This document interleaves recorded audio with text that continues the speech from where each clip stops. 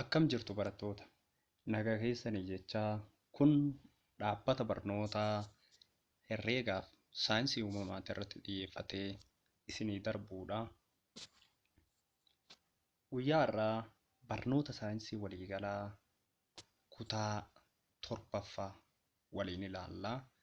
Barnoota saayinsii waliigalaa kutaa torbaffaa kanas boqonnaa lammaffaa isa jedhu irraa eegallaa. Boqonnaan lammaffaan maatarii naannoo keenyaa kan jedhudha. As jalatti immoo 2.1 amalootaa fi uumama maatarii jedha. 2.1 mata dureen kun jechuudha.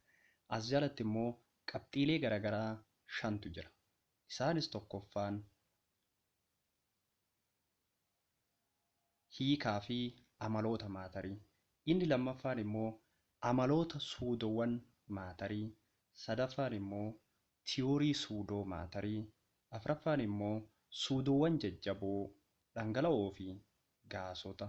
Inni shanaffaan immoo jijjiiramoota faalkaalee maatarii isa jedhudha. Egaa barattoota, amalootaa fi uumama maatarii kan jedhu kana jalatti guyyaa har'aatiif qabiyyee kana hunda isaa ilaallee xumuruu waan hin dandeenyeef gabaabumatti qabiyyeewwan 2 ilaalla. Isaanis akkuma asirratti argaa jirtan tokkoffaarratti hiikaa fi amaloota maatarii fi amaloota suudowwan maatarii isa jedhu kana waliin ilaallaa jechuudha. Isaan kanneen immoo tokko tokkoon haa ilaallume.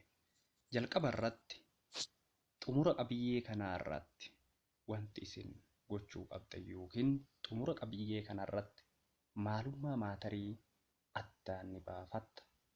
Kanas maatarii jechuun maal akka ta'e. Inni lammaffaan immoo wantoota naannoo keetti argaman irraa yookiin wantoota naannoo keenyatti argaman irraa fakkeenya maatarii fi amaloota isaanii ni tarreessita. Itti aansitee immoo amaloota suudoo maatarii maal akka ta'e ni ibsita jechuudha. Egaa isaan kana tokko tokko isaa ilaaluuf mee jalqaba irratti qabiyyeen jalqabaa hiikaa fi amaloota maatarii isa jedhu irraa eegallu.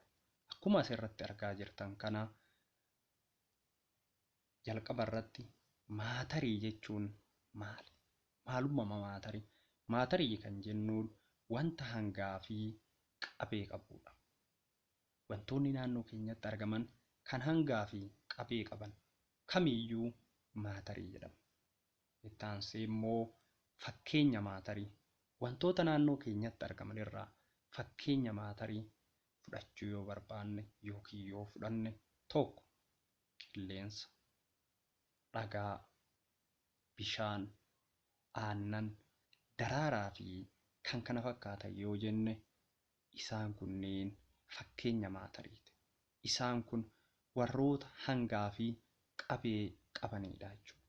Wantoota naannoo keenyatti argaman immoo kanneen hangaa fi qabee hin qabne miti maatarii jedhamu jechuudha. Isa immoo dabalataan kitaaba keessan irraa argachuu ni dandeessu. Itti aansinee immoo amaloota maatarii. Amaloota maatarii. Jalqaba irratti maatariin dhaabbataa fi daangeffamaadha. Amala maatarii keessaa tokko dhaabbataa fi daangeffamaa. Inni lammaffaan immoo maatariin uumamaan amala suudummaa qabaachuu. Maatariin uumamaan amala suudummaa qaba. Itti aansee immoo amalli bu'uuraa maatariin qabu keessaa kan inni ittiin ibsamu tokko hangaa fi qabeen ibsama. Maatariin amaloota isaa keessaa kan inni ittiin ibsamu maalidhaa? Hangaa fi qabeen ibsama jechuudha. Mee tokkoon tokkoon isaanii kanneen immoo haa ilaallu. Hanga jechuun maal akka ta'e akkasumas immoo qabee jechuun maal akka ta'e. Hangi hamma maatarii wanta keessatti argamu. Hammi maatarii wanta tokko keessatti argamu hanga jennaanii jechuudha. Yuunitoonni hangaa hedduutu jira. Isaanis tokko miiligiraamii, seentiigiraamii, deesigiraamii, giraamii, kiiloogiraamii, kuntaala, toonii, deesitoonii fi kan kana fakkaatan jira. Yuunitoota kanneen keessaa yuunitiin bu'uuraa yookiin waltawaa hangi ittiin safaramu kiiloogiraama. Kunis akka addunyaatti kan bakka hundatti walii galamee jechuudha. Ta'us immoo yuunitoonni xixiqqoon ni jiru.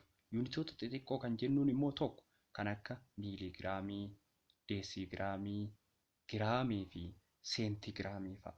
Isaan kanarraa kan hafan immoo warri akka kiiloogiraamii, kuntaalaa, toonii fi deesitoonii kunniin immootu yuunitoota wantoota hanga gurguddaa qaban safaruuf gargaaraa jechuudha.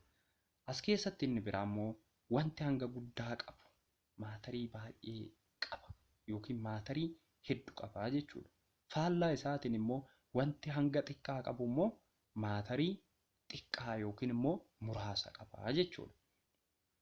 Inni biraa immoo amaloota maatariin ittiin ibsamu keessaa inni lammaffaa qabeedha. Qabee yookiin qabee kan jennuun maalidha? Qabee kan jennuun iddoo yookiin bakka wanti tokko qabatee jiru yookiin keessatti argamu. Iddoo yookiin bakka wanti tokko keessatti argamu qabee jennaanii jechuudha. Qabeen kunis haalota garaagaraatiin ibsuu ni dandeenya. Tokko qabeen kun qabee dhangala'oo jira. Qabee jajjaboo jira. Qabee gaasotaa kan jennuutu jira. As keessatti immoo fakkeenyaaf mee qabee dhangala'oodhaa fudhannee yoo kan ilaallu taate qabee dhangala'oo yuunitoonni ittiin safarru liitiraa fi miiliiliitira yeroo baay'ee beekamaa warra ta'ee jechuudha.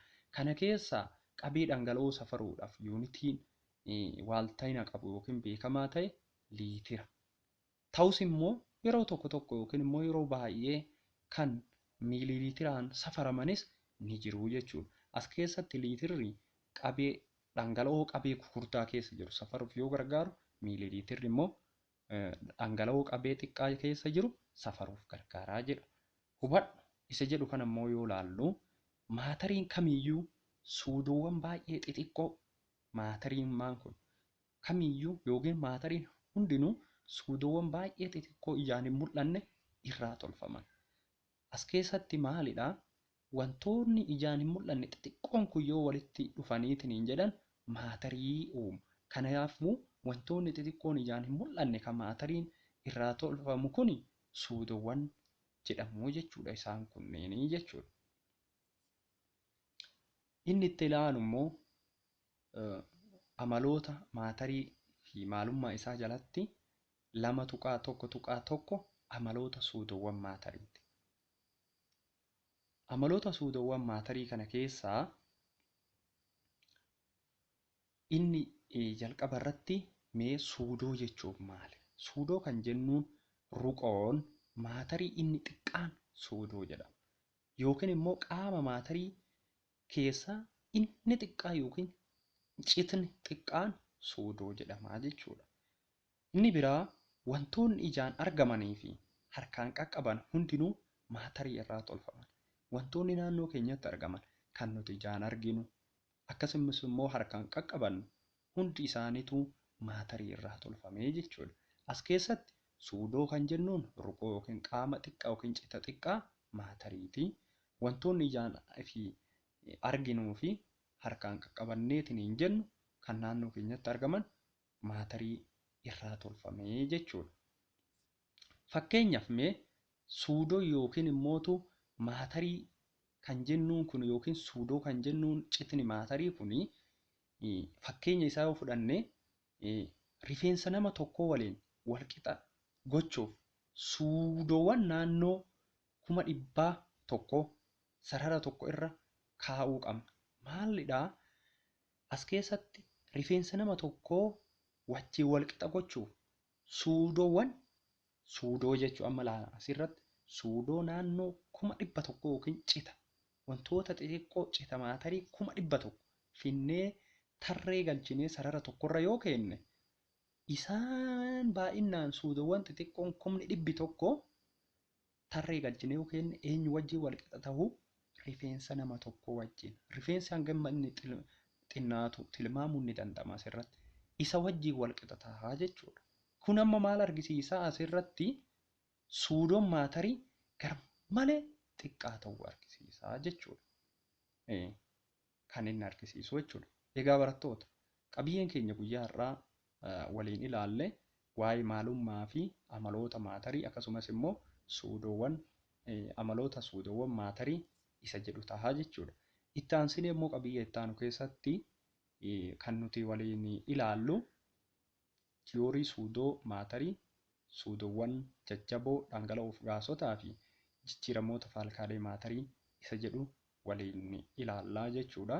Waan daawwattaniif akkasumas immoo waan dhageeffattaniif galatoomaa jecha. Qabiyyee itti aanuun hanga walitti deebinutti nagaatti jabaadhaa galatooma.